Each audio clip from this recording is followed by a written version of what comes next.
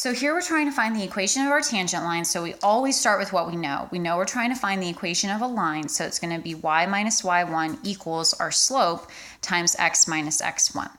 Now, again, I said in the last video, I always put a little line through that equal sign because the process to find y1, if it's not given, and the process to find the slope is exactly the same. Over here, you're working with f. To the right, you're working with f prime. So what will happen for this y1 is we're going to work with f, and we're going to say f is equal to 2x squared minus x, and then we're going to plug in the given x value, which is x is equal to 0.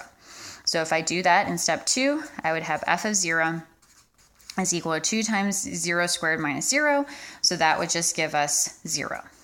Okay, now on the right-hand side of the equal sign, we're going to do the same thing. It's just now instead of working with f and f plugging it in, we are now going to be working with f prime of x. So what we'll do is we'll take our derivative and we'll get 4x minus 1.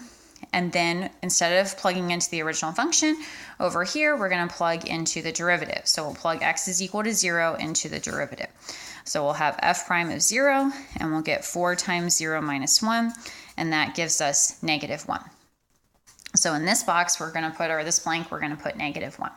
So to put this all together, what will happen is you'll have y minus your y1 value, which is 0, and sometimes that is given, and then you don't have to go through all of this, equals negative 1 times x minus your x1, which is 0.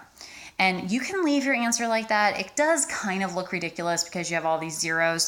So just because it makes me more happy, I would simplify, I would drop the zeros and just say that it's the line y is equal to negative x. But if you left it like this, you would get full credit on your test, even though it's not quite in the most simplified form ever.